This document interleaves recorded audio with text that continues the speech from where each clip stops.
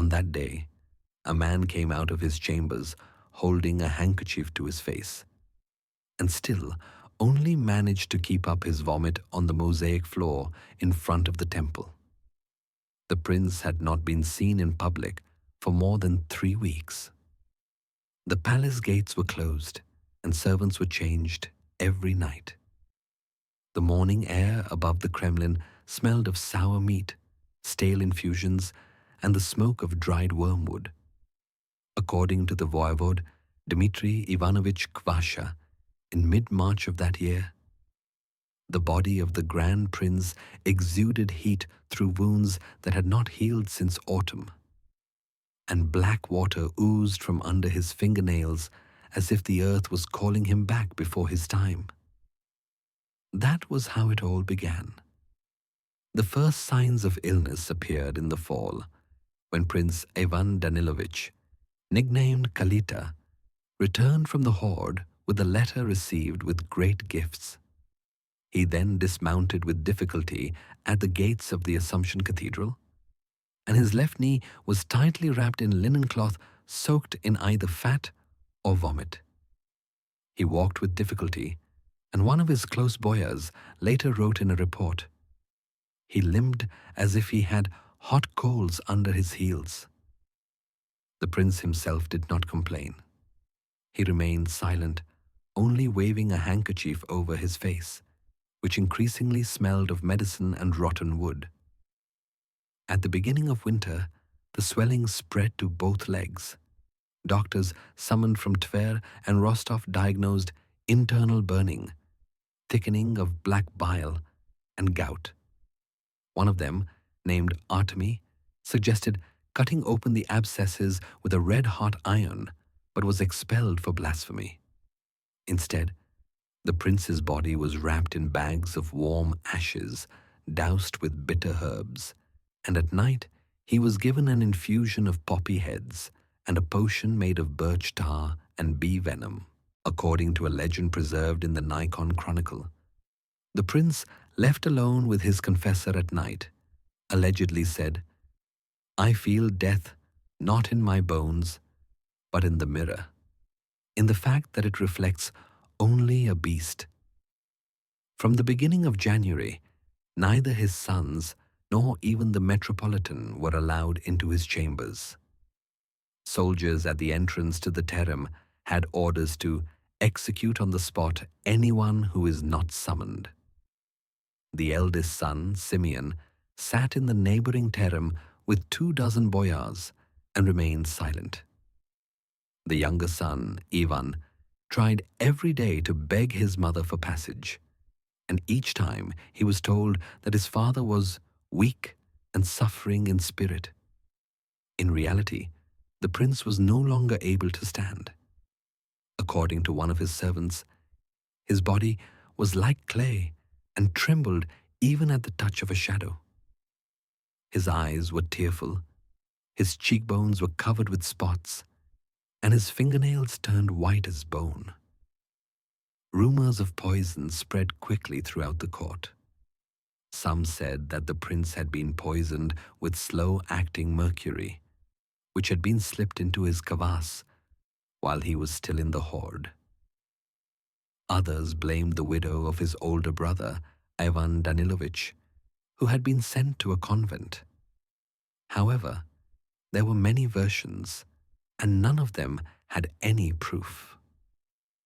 From the end of January, the prince's body began to rot while he was still alive.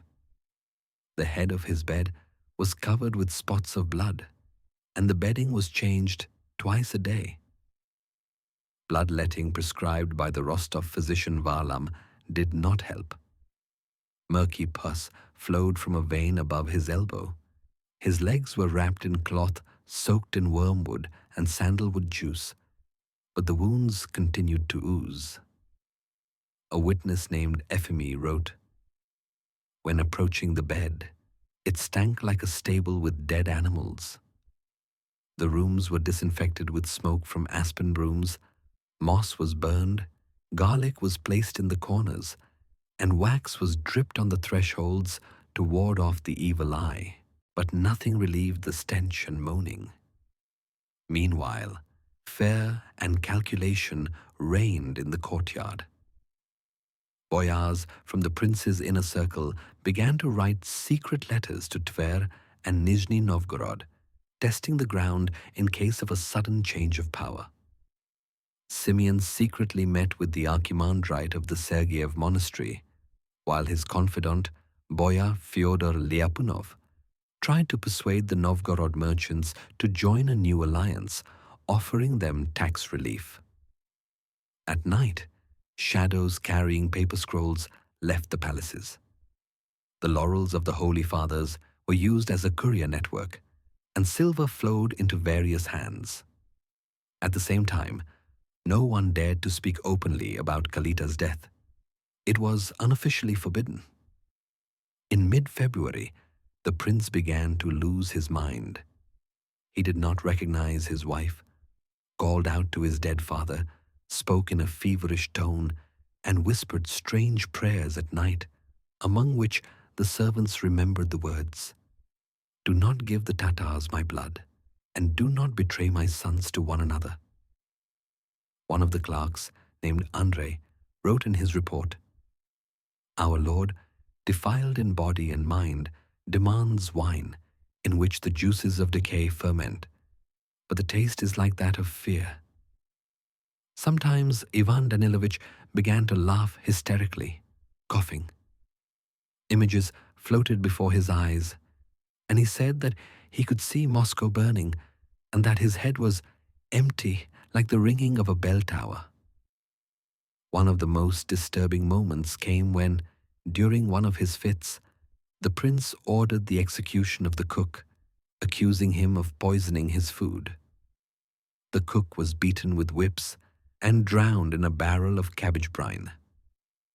This act of cruelty shocked even the guards.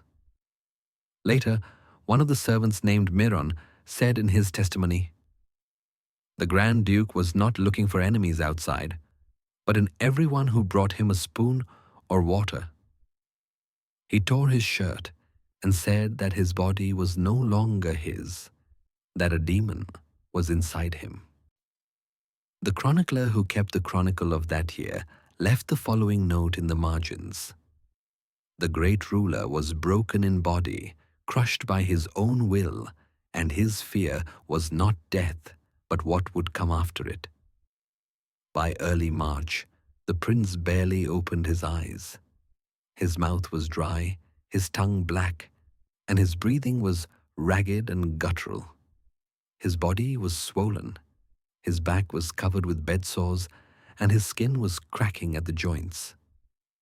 Due to his constant position on his back, tissue infections set in, and the skin began to peel away from the flesh. One of the doctors who kept records noted, "I observed signs of living tissue decay. A grey liquid with the smell of rotten liver blood was oozing from the bed. There was no sign of life except for moaning." In desperation, they resorted to miracles. They placed consecrated relics on her chest, read psalms, and burned incense. They put a chicken in the room so that it would take the disease upon itself. The chicken died at dawn. Against this backdrop, movement began outside. The Grand Prince of Vladimir, a relative of Ivan's brother, sent a messenger to Moscow with a note that clearly hinted at Ivan Danilovich's incapacity. 2 armed detachments arrived from Pereyaslavl, ostensibly for protection, but in reality to demonstrate their strength. The prince's sons began to meet secretly behind the backs of their guards and discussed who would be the first to declare himself the new ruler. When Kalita's body showed no signs of life, it was not removed for 2 days. They waited for the embalmers to clean the chambers. The procedure was brutal: an autopsy without anesthesia, the removal of internal organs by hand, and the rubbing of the body with pine resin and a mixture of salt, vinegar, and honey. All this took place under guard and with the participation of clergymen, who accompanied each operation with psalms. One eyewitness wrote, "The blood did not flow. It oozed slowly, like stagnant meat, and the stomach, cut open over a basin, gave off such a stench that 3 people went out into the snow and did not return. The prince was buried without pomp, without inviting representatives of the people, in a closed coffin. People stood silently in the square. Rumors circulated that his body remained warm for 3 days. Others said that it had fallen apart during the transfer and had to be tied together with ropes. And only after his death did the unrest begin. By the 3rd night after the funeral, order had broken down in the courtyard. The rings of guards surrounding the choir had been removed. The commanders no longer received orders, and the treasury seals ended up in different hands. The first to take action were the people of Simeon, the eldest son. He ordered the immediate seizure of his father's letters, which were kept in a secret room, where, according to rumors, he kept his treaties with the horde envoys and his personal wills. However, the keys to the repository were in the possession of the confessor, who refused to hand them over without a council, citing fear of eternal torment. A day later, he was found strangled in the corridor between the towers, and the door had been broken down with axes. The documents found inside were full of contradictions. In one list, Ivan Kalita transferred power to Simeon. In another, he proclaimed his second son, Ivan Krasny, as ruler. One of the parchments was not signed at all. The boyars, who gathered in the dark chamber at night, could not reach an agreement. A report sent by the Novgorod ambassador in the spring of that year stated, "Moscow lives without a head, like a log cabin without a roof, and blood is already flowing down the thresholds." At the same time, rumors spread throughout the city that Kalita's death was the work of his son. The crowd gathered at the monastery on Varvaka chanted that the prince had been poisoned with poppy seeds and wine. One of the temple servants managed to say that he had seen Simeon secretly bringing his father a jug in the last days of his illness, and then he disappeared. His body was later found in the river, with a stone around his neck. It seemed that the whole society was waiting to see which way the pendulum of power would swing. The upper echelons of the clergy supported Simeon, who promised to abolish the double tax introduced by Kalita in recent years. Some of the military leaders backed Ivan the Red. He was closer to the merchants, promised to disband part of the guard and return the lands seized by the senior boyars. But neither brother dared to take the first step. They were held back by fear of the Tatars. The horde was in turmoil during those months, but caravans continued to arrive from the south. According to one of the messengers, Khan Uzbek was ill, and his son Janibek was preparing for war. Moscow could not afford open rebellion. Therefore, Kalita's sons began to act secretly. New locks were installed in the chambers, and guards changed allegiance for silver. Several noble families were expelled on charges of treason. Arrests began. At night, screams were heard in the chambers of the former treasurer Yakov. His body was found near the Kremlin wall with his arm severed. In all likelihood, he refused to hand over the prince's seals.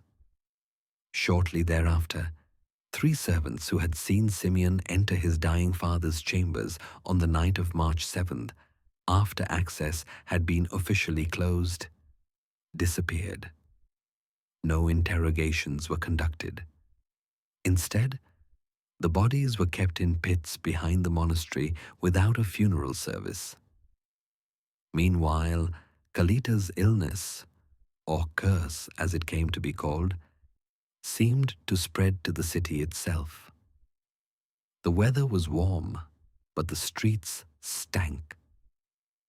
Rats crawled through the Kremlin courtyards. One of the chronicles preserved in the Lavrentiev manuscript mentions that on the third day after the prince's funeral, headaches and pus from the nose spread through the churches, and the fingers of 3 priests turned black. People spoke of a curse on the body. One of the doctors who embalmed the prince died 5 days later of an unknown fever. Another went blind. At the same time, a secret mass was held, during which the ground in front of the Assumption Cathedral was sprinkled with ox blood, and the Metropolitan ordered that all of Kalita's clothes be boiled and burned along with his underwear, bedding, and even part of his wooden bed. However, fear of the Tatars overcame internal strife.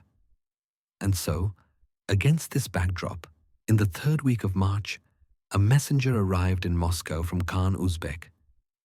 He demanded confirmation of the new prince, the presentation of a charter, and a commitment to pay tribute.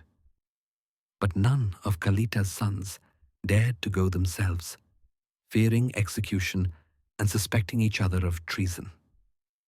Simeon sent a decoy dressed as a prince. The Horde ambassador recognized the deception, and within a week, news of Moscow's deception reached the very capital of the Golden Horde. Then panic broke out.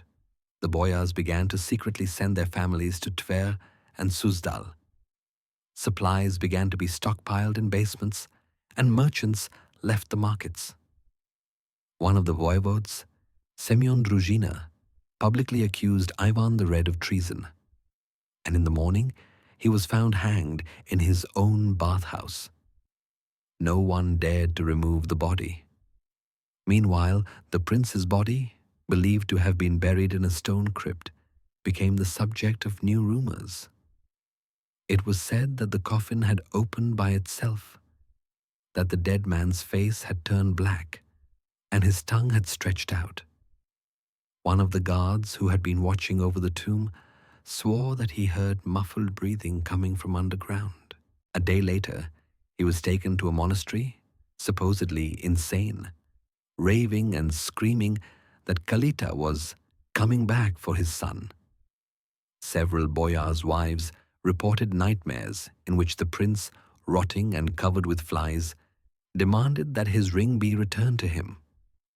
Following this, in the 1st week of April, Simeon finally made up his mind.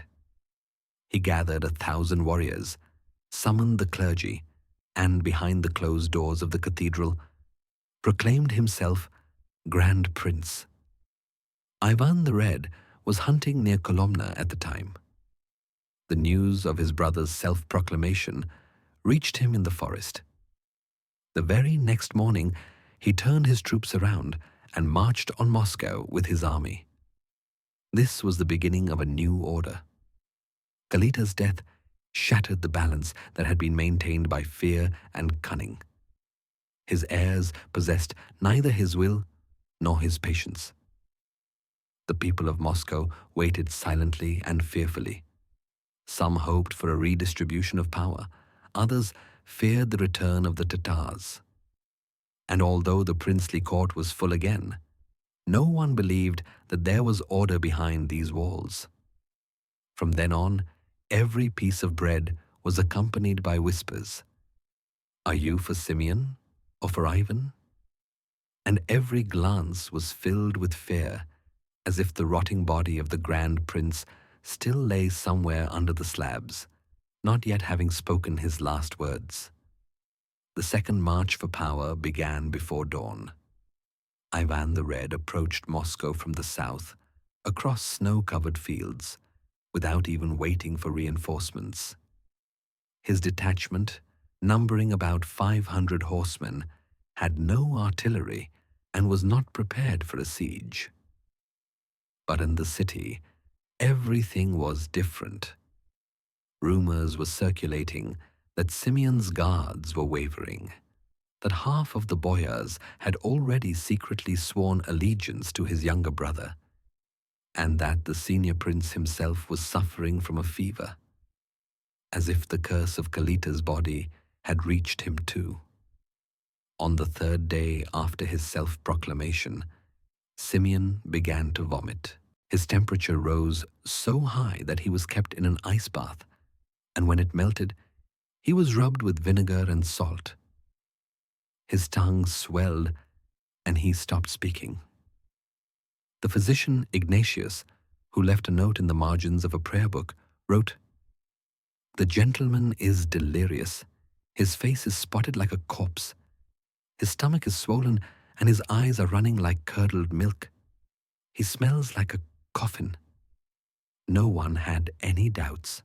Kalita, even dead, was dragging his heir with him.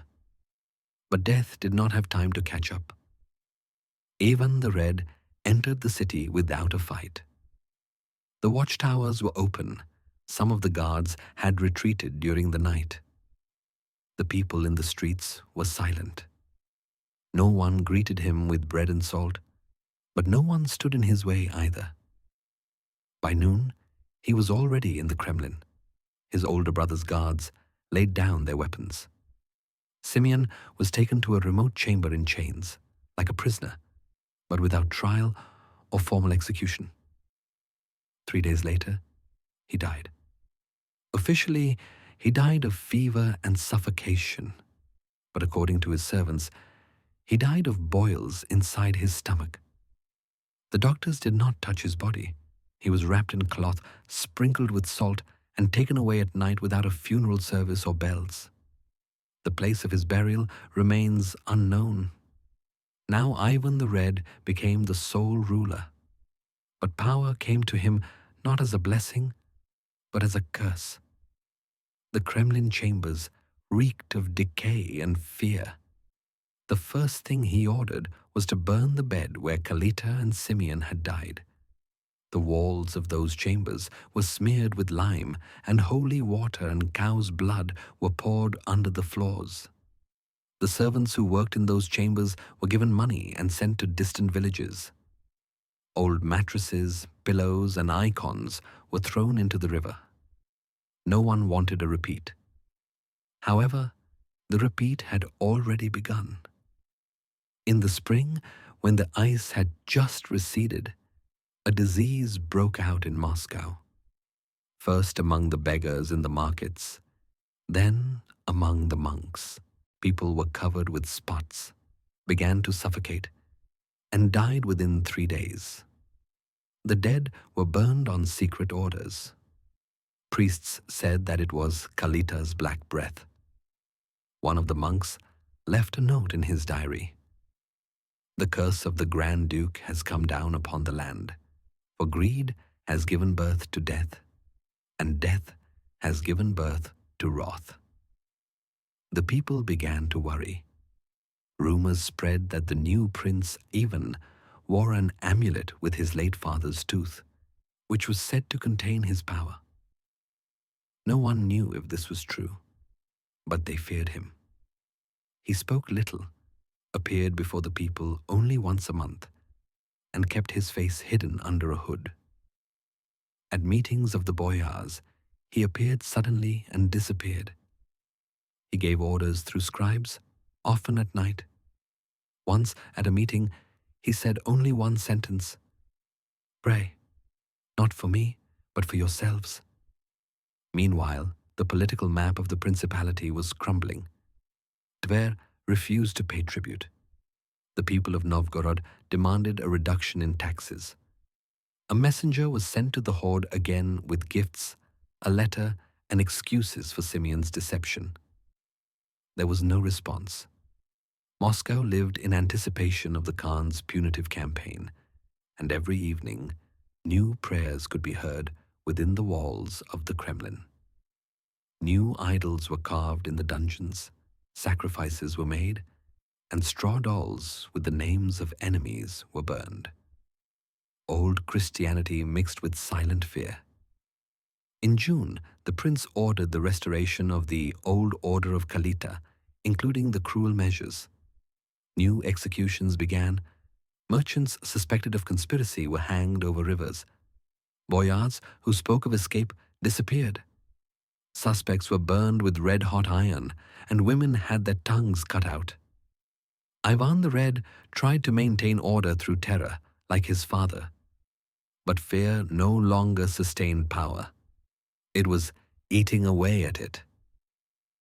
The chronicles contain the following entry. That year was dark, and the sun set 3 times without reason, and there were more crows than bread. Kalita's death changed everything. His body rotted away, but his spirit, they said, remained. Even a year later, one of the voivodes wrote to Novgorod, "Moscow has become a coffin. The city is alive, but it smells of death."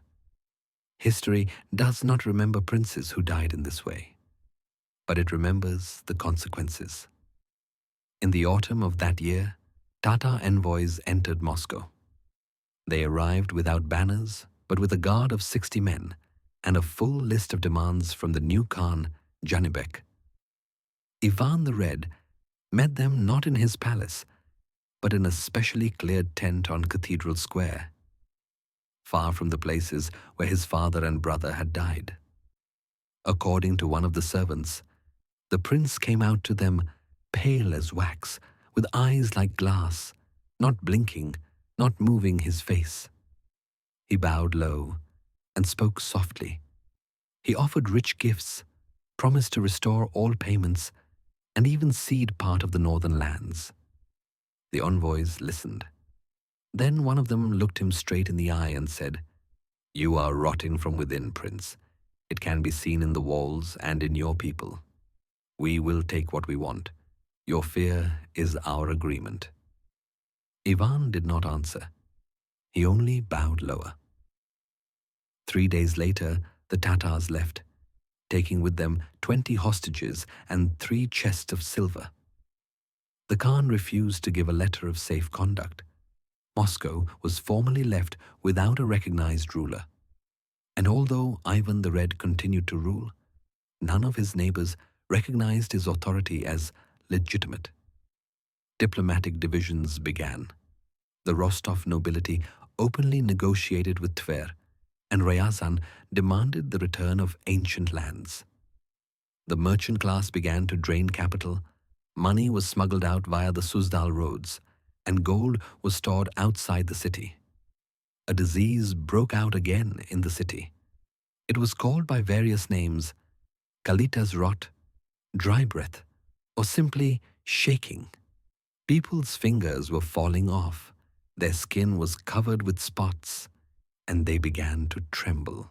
Those who came close to the prince's court suffered especially. One of the young clerks, named Alexei, wrote in his diary, "After 3 days in the chambers, my hand is turning blue, my nose is bleeding, and the smell is like in a crypt.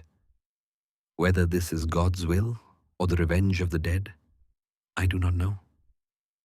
Meanwhile, people began to die again in the Kremlin. First, the confessor who blessed the prince before his meeting with the envoys. Then, one of the doctors. Then Kalita's childless daughter, Maria. All with the same symptoms: black spots on the neck, convulsions, yellow foam from the mouth. The bodies were burned immediately. The cemeteries were guarded. Servants began to refuse to enter certain chambers. One of them, who fled to Suzdal, said before his death that at night he heard footsteps on the rotting floor and bones creaking against wood, as if Kalita had returned, not in body, but in anger. The prince forbade anyone to mention his father's name. All images of Kalita were removed from the walls. His tomb was sealed, and even praying at it was forbidden. Ivan ordered the gates leading to the crypt to be buried, and the ground burned. But the fear remained. It settled in every corner.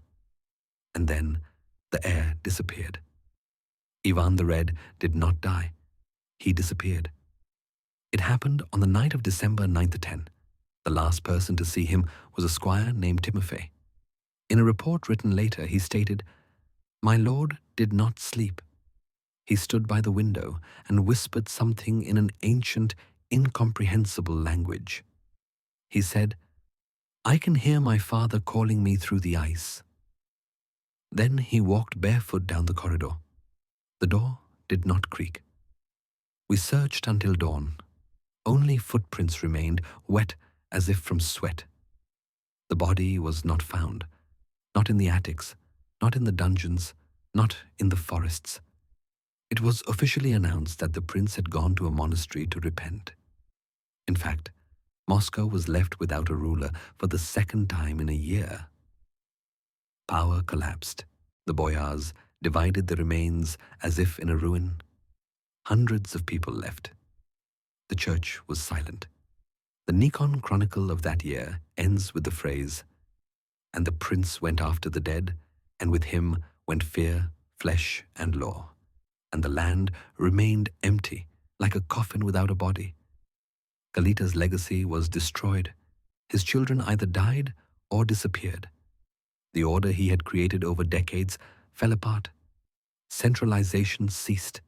Cities became isolated. The horde grew stronger. Moscow became the rotten heart of Rus, hollow, cold, but still alive.